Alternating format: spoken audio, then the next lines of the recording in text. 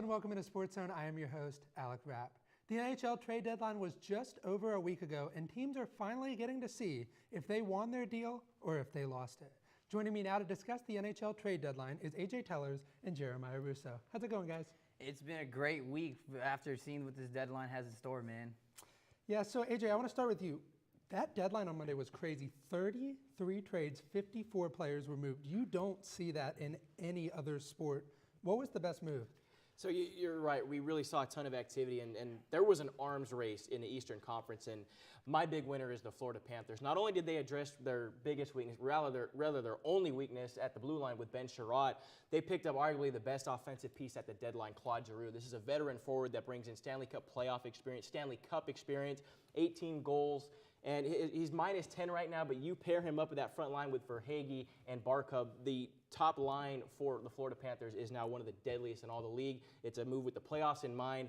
Big win at the deadline for Florida. And I mean, obviously we saw, he said 18 goals. He's not that best goal scorer that they need. Rather, he's more that facilitator that they're going to need, that playmaker creating these opportunities. And I think it's obviously, like, again, a great pickup by the Crew, especially with a young goaltender who can actually go the distance. I think that's what they needed to do.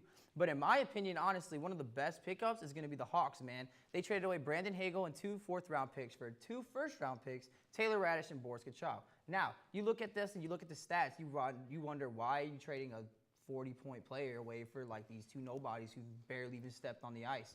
But I mean, if you take a look deeper, Brandon Hagel is a good player, yes. However, he's on a struggling team, giving him that kind of like false points, I would say.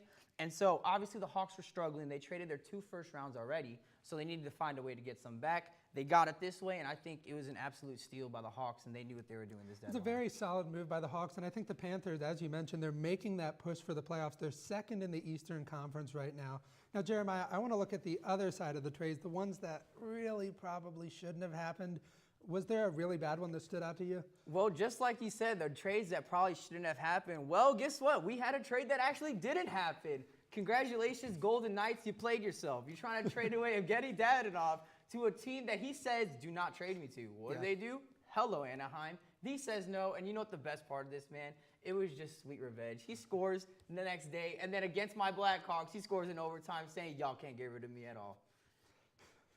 I mean, true, man.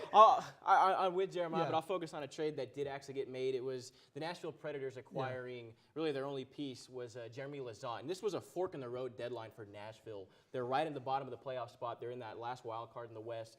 And with their all-time leading goal scorer in franchise history, Philip Forsberg, and free agent to be, they had to make a decision whether or not they were going to buy in and go all in with this last year with Forsberg, or there was talk of flipping him at the deadline, even though they're in a playoff spot. And they chose neither option. And they're left with a 24-year-old defenseman who, yes, there's value in a young defenseman, but this is a guy who's played 4 partial seasons. He's mustered just 11 points. It's a big missed opportunity, I thought, for Nashville, given the situation they were in. It's always better to at least try to see what the value is and try to flip somebody. Obviously, you know, they're going to try the contract extension. But, I mean, why not just test the waters? And I was also very surprised that you're not moving one of the top goal scorers in the past, like, 3 years and for nothing. That, to me, was a big shocker. Yeah, it certainly was. Another thing that kind of shocked me was the Dallas Stars didn't really do anything, and they're one of those teams that they have a shot at the playoffs still, but they've got to fight for it. Jeremiah, is there something they should have done, or did they do enough? It's a little bit of the in the gray area, I would say, because you have John Klingberg that we've heard plenty of times with his contract extensions not going so well. It is something that I would have looked into more, and I would thought at least Dallas would try to move. But however, I think they did somewhat a decent job. They bring in Vladislav Namestnikov from Detroit, a decent goal scorer, even like Detroit, which is now uprising team. And you bring in, long story short, the goaltending is not that great right now. You have all your goalies injured and no backup. So bringing in Scott Wedgford from Arizona, I thought that was a pretty solid pickup. Yeah, they're really, I thought, in the same scenario as Nashville, when you have one of your top blue liners in Klingberg probably going to vacate, leave, and during at the end of the free agency. And they acquired a really nice middle 6 forward in Vladislav Namestnikov. You pair him with Tyler Seguin in that second line. Good move, but is it the move that's going to move the needle? And I'm not so sure. And now you're about to lose not only Radulov potentially, but your main man Klingberg in free agency. Yeah, that's definitely a tough one for the Stars. Very quickly, Jeremiah, did the Panthers do enough to get them to a title? I think so, man. I mean, you got what you needed. Like we already discussed earlier, you have a strong goaltender. Now let's just put the chemistry together and put the pieces. Yeah, I definitely think so. The the Florida Panthers, they sit second in the East, as I said, but the Western Conference is heating up. There are 17 games left in the NHL regular season, and there are 4 teams fighting it out for that final spot in the Western Conference wildcard. Coming up, the Nets and the Lakers, they were originally NBA title favorites. Now they're both fighting for a playoff spot. More on that.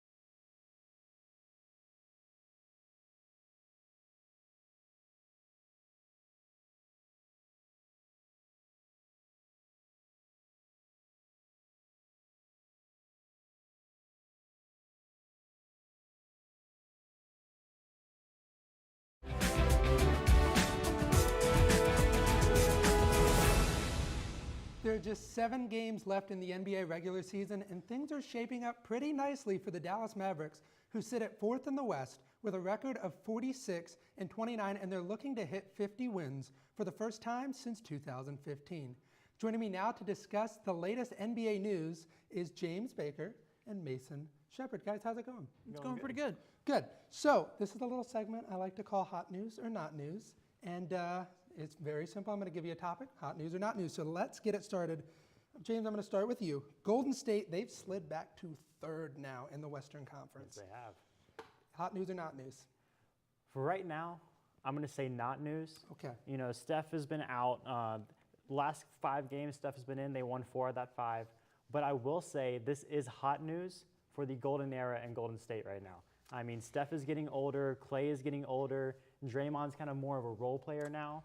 I think that window is kind of closing, and potentially, I don't see them making it out of the first round if they fall and they have to play the Timberwolves. Yeah, and I agree with that. You know, I think, and I'll take it a step further, I think it can also be considered hot news for us Mavs fans with us being able to move up to 3rd, because that would be huge for us because we've kind of been staying in like 8th and stuff like that. Yeah. But, you know, it really is a sign of things to come with Golden State. You know how even the biggest super teams can be on the decline. You know, they're not doing as bad as the Lakers are right now as far as super teams go. But, you know, it is showing that everybody can age, everybody's going to get older, and, you know, you're going to struggle. But so far, it's not really news. Yeah, I think, you know, you mentioned it's hot news for the Mavs. I thought it was hot news for the Denver Nuggets, who right now they're slated to play the Warriors. I think even with the issues of health with Curry and Thompson, I still think the Warriors have one of the best teams, if not the best team in the West. Next up, we've got a very bad Nets team this season. Kyrie Irving is now going to be back with the Nets full-time. Mason, hot news or not news? Hot news. I think it has to be hot news. You can say what you want about Kyrie personally, but I think, you know, with him being back, the guy's got incredible skill. I mean, when you talk about one of the best point guards of an era, Kyrie Irving is going to be on that list. And the East, even though it's wide open right now for the taking, and even though they're going to have to, you know, contend with the Celtics and the Bucks and the Sixers, I think Kyrie Irving being back gives them a better chance to do that because you're going to have someone who can control the floor, be a court general, and a great facilitator, great scorer. So I think this is hot news. Do you agree, James? Oh, it's definitely hot news. I'm just upset that it is actually news. I wanted this to go into the playoffs. They have a home game in the Barclays Center, and Kyrie Irving's like, oh, I'm sorry, I can't play in the playoff game. Right. But, I mean, you're getting the second best player on your team back on the floor, a great facilitator. I hate to say it, but I think the Nets are looking scary now. Oh, Yeah, I think they have to be. Right now they sit at 9th in the East. They'll be in that play-in tournament most likely. This is a big pickup for a Nets team that has struggled. And speaking of teams that struggled, the Los Angeles Lakers are in 10th place, the final play-in spot. And San Antonio, they're just one game behind. Is that hot news or not news? I think for all the LeBron haters out there, it's hot news. But I think the Lakers have been so bad for so long this season. I don't really consider this news, to be honest. I mean, they've been struggling. Westbrook is going to have officially changed his name to that because that's all he's been putting up.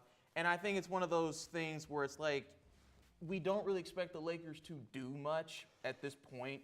So I just say not news. Do you agree? Yeah, I mean, it's rough. They've had issues with injuries with LeBron. LeBron's actually out tonight. Yep. Issues with Anthony Davis. But, I mean, this is what happens when you become the retirement home of the NBA. You can't have LeBron James and Carmelo Anthony out there running the floor for you, and Russell Westbrook, who shouldn't even be on an NBA team right now. It's just, it's not news. Well, the Lakers not playing well is hot news for the Mavs, who play them tonight. Potentially no James or Davis. I do want to talk about the Mavs, though. Let's talk about Maxi Kleber. He hasn't had a double-digit scoring game since the All-Star break.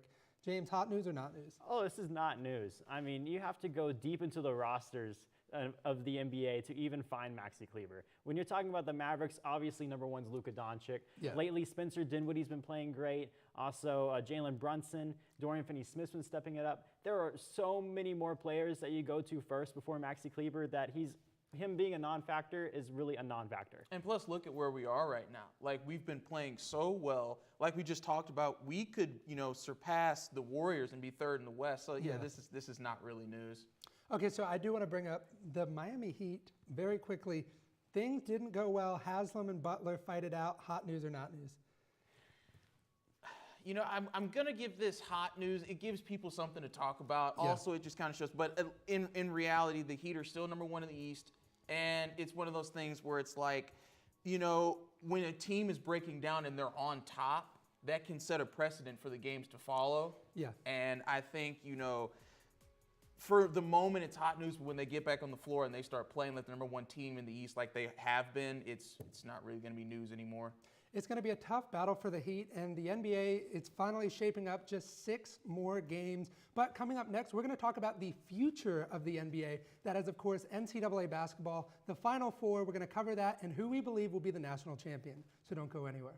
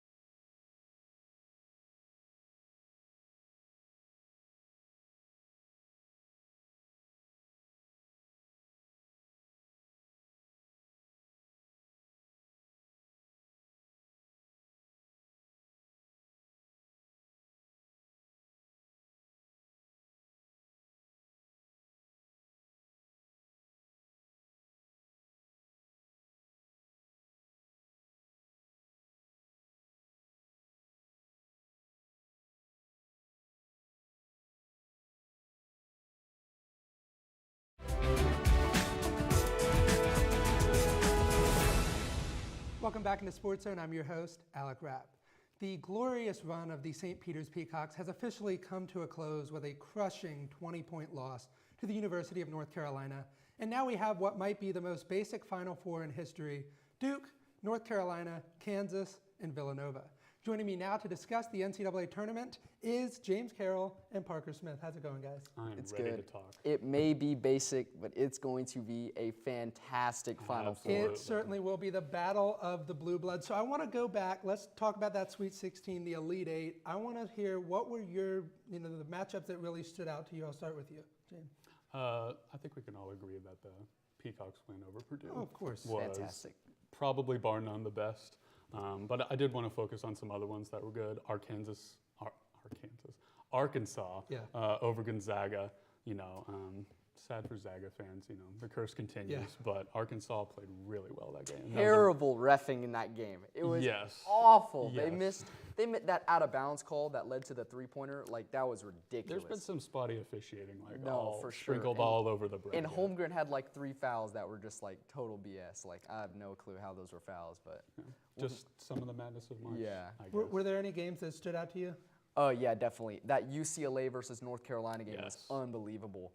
Like, UCLA was leading almost the entire second half. Caleb Love dropped 30 points. That backcourt between him and RJ Davis is phenomenal right now. They can genuinely be an 8 seed to win the national championship because that starting 5 is Yeah. elite. Well, I'm glad you mentioned North Carolina because this is pretty historic. Duke and North Carolina, of course, you have the history between those two teams, but this is the first time that they have ever met in the NCAA tournament, and it's the first Final Four where you've had a team in the same state and in the same conference. So I want to talk about that. Duke, North Carolina. How do you guys think that one goes? Parker, what do you think? Oh man, this is such a coin flip for me but I'm gonna go with Duke for the simple fact that North Carolina came in to Cameron Indoor and beat them on Coach K's last night there. I think they're gonna come out with a vendetta against them. But I mean, both of these teams are so freakishly talented right now. I think the matchup down low between Armando Bacot and Mark Williams is going to be a big one because Armando Bacot had 15 rebounds in the first half against St. Peter's. They got to keep him off the glass. The offensive rebounds for North Carolina are going to be the key to success. So if Mark Williams can limit the offensive rebounding, and I mean, Paolo Banchero is going to have a great game, but he can do it. James, do you agree, or do you think the Blue Devils get that win? My heart says the Blue Devils get that win. My mind says North Carolina. Like you said, Bacot is an absolute monster. If this game is sloppy, it could turn into a bloodbath. If Duke runs their offense and it's a clean game, I think they have a shot. But like you were saying earlier, Bacot and Love, that is a lethal combination. Yeah. It certainly will be. I think maybe we mentioned officiating. They might want to favor Coach K with him. I agree. Hey, Is it's the that fix final in? year. He's got to go out on top. Absolutely. So I want to talk about the championship game. So you think North Carolina's in it, Villanova or Kansas, and then who do you have winning it all? I'm going to start with you, Parker. Give me my Kansas Jayhawks to go to the championship and win this thing. 5th-year transfer Remy Martin is playing at like a level that I have not seen from him all season long. He's playing out of his mind right now. We still have first-team All-American Ochai Agbaji, Christian Braun. We have David McCormick keeping it solid down low. Like, this Kansas team, coached by Bill Self, can genuinely go and win a national championship this year. And if you're playing it by the stats, 1 seeds typically win the national championship. Like, they win it at a high clip. So give me the Kansas Jayhawks. Do you agree? It's going to be hard for Nova without Moore. Yeah. That's such a loss for them. But if there's one Jay I trust, it's not the Jayhawks, it's Jay Wright. He could roll. It seems like he could roll out a team of Sister Jean and her 4 best friends, and they could like keep it competitive with anybody in college basketball. So I'm going to roll with Jay Wright and Nova, especially if Kansas shoots free throws like they were last night. I think Duke's going to take it all just because I think the refs are going to want to give it to Coach K. Please do. But I have a question. So I've said this multiple times on this show. I believe that March Madness is the greatest sporting event in the world. James, do you agree? Absolutely. And if I could shine a spotlight on this particular tournament, obviously St. Peter's got most of the spotlight, Yes. but this is actually the most upsets we've ever had in an NCAA tournament with 20. The previous record was 19 in 2016. So I think we're going to look back at this as maybe the wildest March Madness we have ever had, and it's been fantastic. Very quickly, Parker, do you agree? 100%, dude. There's no way that any sporting event tops this with 68 teams battling it out, and it's just like so many teams get upset, so many Cinderella stories. It's like it feels like every single year that like a new team captures the nation's heart. So it's really just it's an unbelievable event. So there's just no way any event tops March Madness. I definitely agree. It's the best sporting event in the world. We have just 4 days till the Final Four, 6 days until the national title game. And coming up next, we are going to discuss UNT athletics, and we have 3 players that we believe are the UNT Athlete of the Month.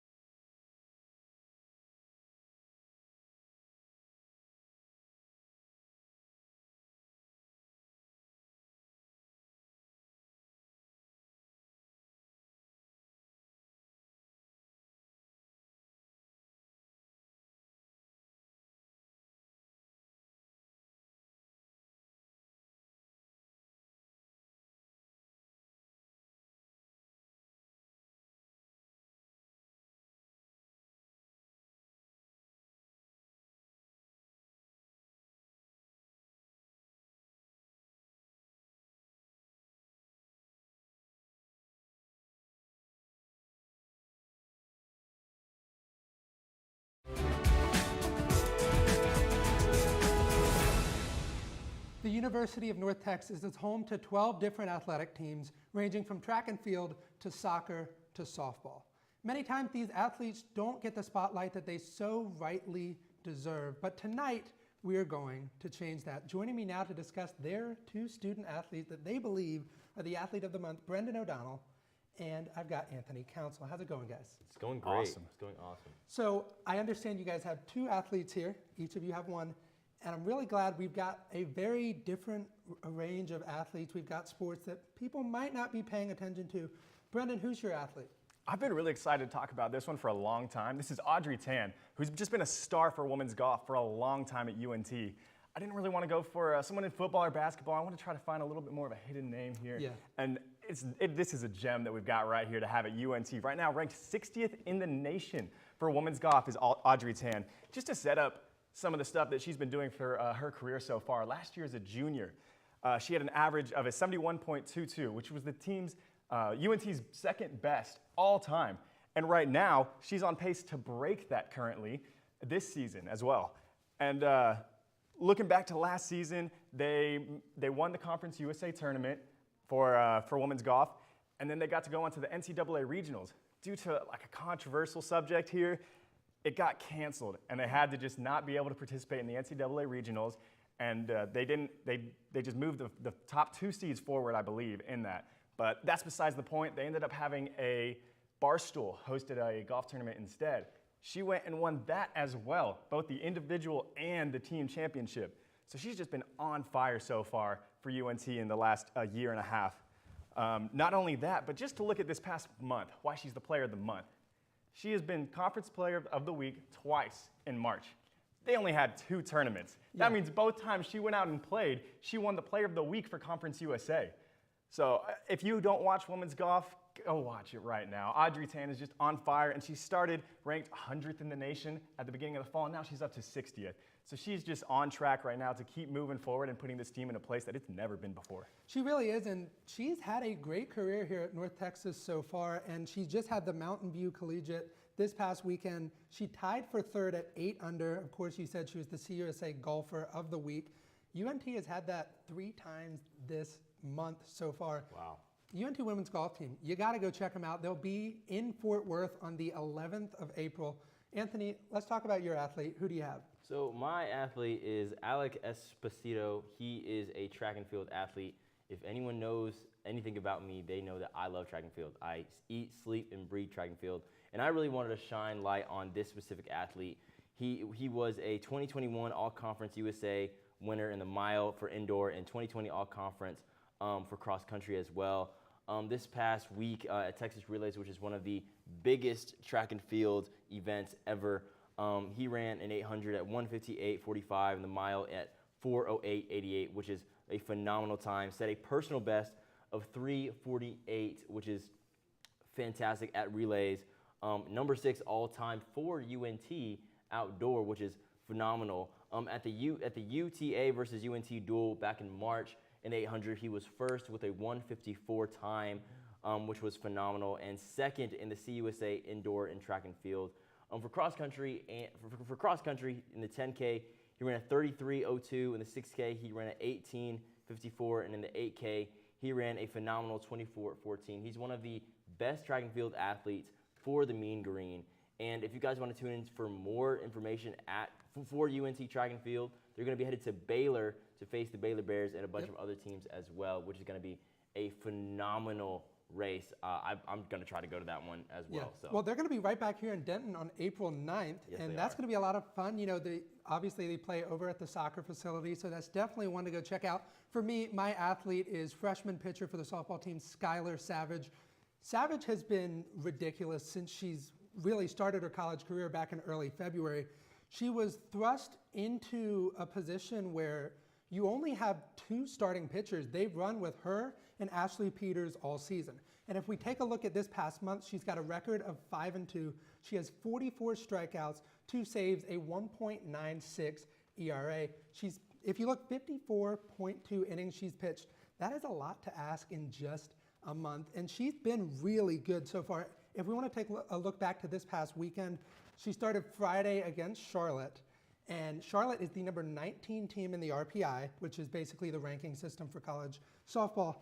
She shut them out. It was 1-0, pitched all 7 innings, 1 hit, 3 walks, and 4 strikeouts. She's got a 2.56 ERA total. She had a tough game on Saturday against Charlotte.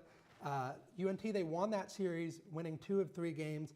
Phenomenal series for the Mean Green. And if you want to catch Skylar in action, she's going to be right here pitching in Denton on Friday, Saturday, and Sunday against the UTEP Miners. And the Mean Green, they're looking to improve to 8-1 on the season. And hey, if you want to hear a little bit more about the UNT softball team, come right back here Thursday night for the Thursday edition of Sportszone. And if you're on Instagram or Twitter, make sure to follow us at NTTV_sports. And don't go anywhere, because coming up is NTTV's Nightly News.